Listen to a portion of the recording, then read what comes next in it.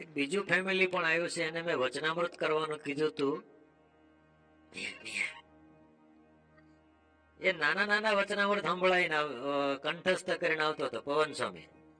પછી આવે ને કે વચનામૃત સંભળાવવું છે, તે હું એક દાડો કામમાં હતો ને તોય આવીને બેસી ગયો ને, તે મેં એને મોટું વચનામૃત પકડાઈ દીધું. મેં કીધું આ કંઠસ્થ થાય ને ત્યારે આવજે. તે આજે આવી ગયું. શું નામ છે તારું? તિલક. તિલક અશોકભાઈ કણજરિયા. બરાબર. કુલ કેટલા વચનામૃત કંઠસ્થ છે? 9 વચનામૃત કંઠસ્થ છે. આજે કયું વચનામૃત સંભળાવવું છે તારે? લે પકડ.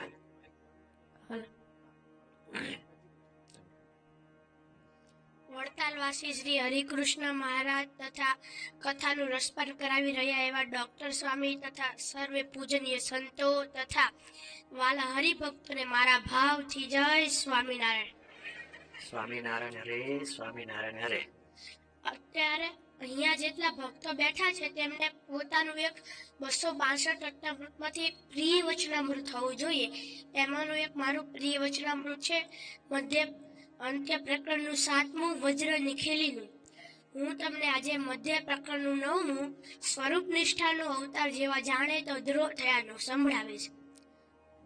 અજ્ઞાન સંગમ ગહનાંધકારમ નિજાશ્રિત સ્વાંત ગુહાગતમ યહ અપાહરજ જ્ઞાન દિવાકરસ્તિ ધર્માંગ જન્મ જયતિ પ્રભુ સહ. સ્વામિનારાયણ હરે, સ્વામિનારાયણ હરે. સંવત 1878 શ્રાવણ સુધી 14 દિવસ સ્વામી શ્રી સહજાનંદજી મહારાજ શ્રી ગોઢડા મંદિર દાદા ખાચરના દરબારમાં શ્રી વાસુદેવ નારાયણના મંદિર આગળ મશરૂના ચાકડા પર વિરાજમાન હતા.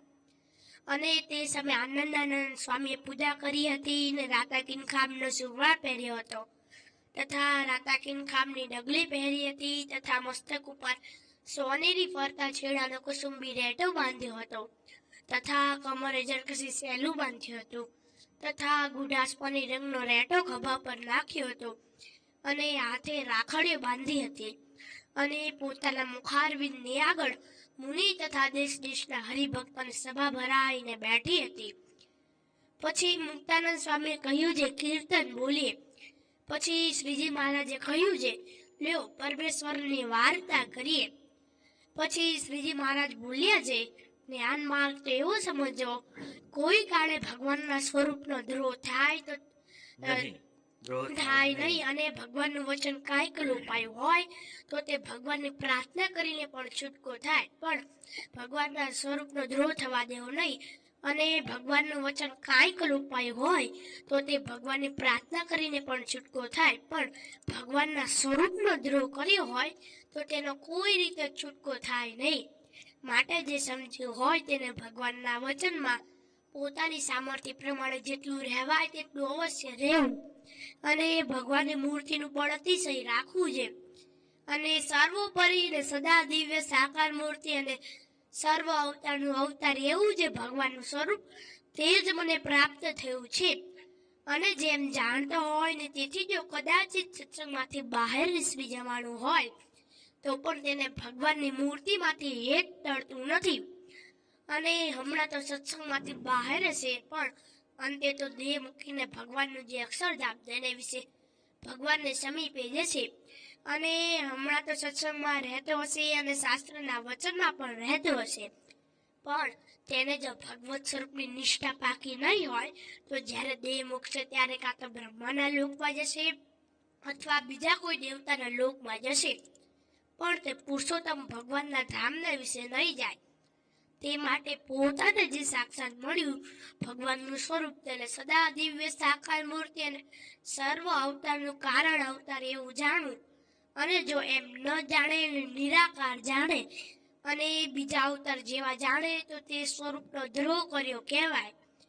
અને જેમ અર્જુન હતા તેમને તો ભાગવત સ્વરૂપનું બળ હતું અને યુધિષ્ઠિર રાજાને તો શાસ્ત્રના વચનનું બળ હતું. પછી ભારતે લડાઈ કરી ત્યારે શ્રી કૃષ્ણ ભગવાને અર્જુનને કહ્યું છે સર્વ ધર્માંત પરિત્યજ્ય મામેકમ શરણમ વ્રજ અહમ ત્વામ સર્વ પાપેભ્યો મોક્ષ ઈષ્યામિ મા શુચઃ. એ શ્લોકનો અર્થ એ છે જે હે અર્જુન, તું સર્વ ધર્મને તજીને મારા શરણને પામ્ય તો પણ તને સર્વ પાપ નક્કી મુકાવીશ, તો કાંઈ શોક કરીશ માં. એ વચનને માનીને અર્જુનની લડાઈને વિશે દોષ થયા, તો પણ મનમાં લેશ માટે પણ ઝાંખા થયા નહીં અને ભગવાનના આશ્રયનું બળ રાખી રહ્યા. અને યુધિષ્ઠિર રાજાએ તો કાંઈ પાપ કર્યું ન હતું, પણ શાસ્ત્રના વચનનો વિશ્વાસ હતો, તેથી એમ જાણ્યું જે મારું તો કોઈ કાળે કલ્યાણ નહીં થાય. પછી સર્વે ઋષિએ સમજાવ્યા તથા વ્યાસજીએ સમજાવ્યા તથા શ્રી કૃષ્ણ ભગવાને પોતે સમજાવ્યા તો પણ શોખ મૂક્યો નહીં. પછી શ્રી કૃષ્ણ ભગવાને ભીષ્મ પાસે લઈ જઈને શાસ્ત્ર સંબંધી કથા સંભળાવી, ત્યારે કાંઈક વિશ્વાસ આવ્યો. તો પણ અર્જુન જેવા તો નિસંશય થયા નહીં. માટે એ બુદ્ધિમાનને તો ભગવત સ્વરૂપ બળ અતિશય રાખવું જોઈએ, અને એ બળ જો લેશ માત્ર પણ હોય તો પણ તે મોટા ભય થકી રક્ષા કરે છે. તે પછી શ્રી કૃષ્ણ ભગવાને કહ્યું જે સ્વલ્પમપ્યસ્ય ધર્મસ્ય ત્રાયતે મહતો ભયાત. એ શ્લોકનો અર્થ એ છે જે ભગવત સ્વરૂપના બળનો જો લેશ માત્ર પણ હોય તો પણ તે મોટા ભય થકી રક્ષા કરે છે.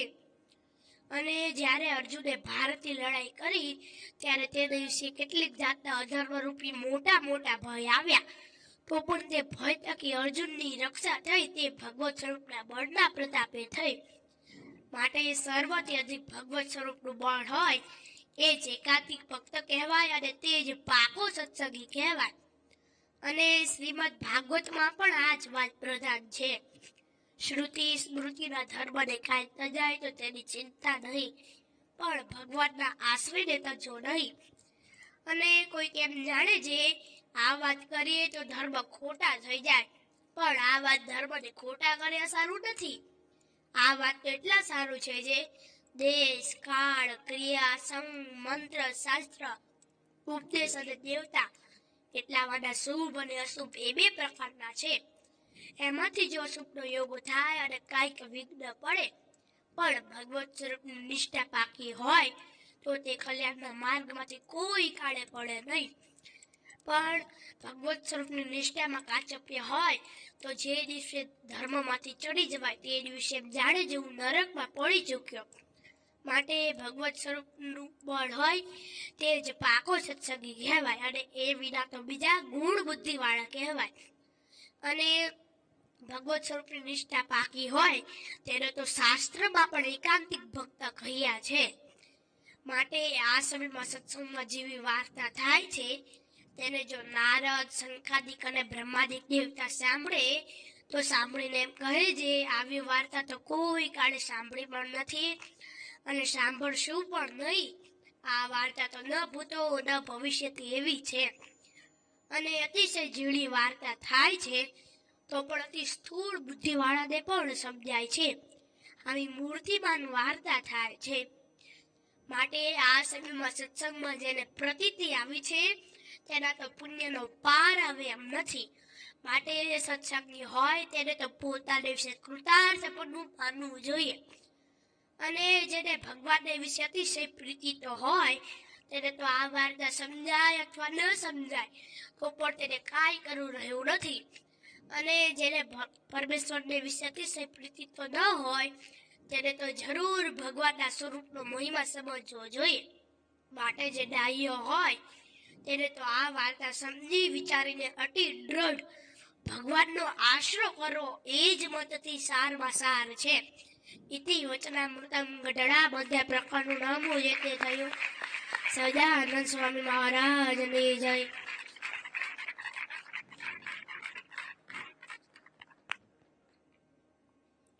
એમના પપ્પા આયા છે. મારે એટલા માટે મેં એને બોલાયો કે તમે સાંભળતા સાંભળતા વિચાર કરતા હશો ક્યારે પૂરું થાય, સાચું ખોટું. હું વચનામૃત ખોલીને બેઠો તો હું જોતો તો એક એક શબ્દ આખું વચનામૃત શબ્દ સહ કંઠસ્થ કરવું.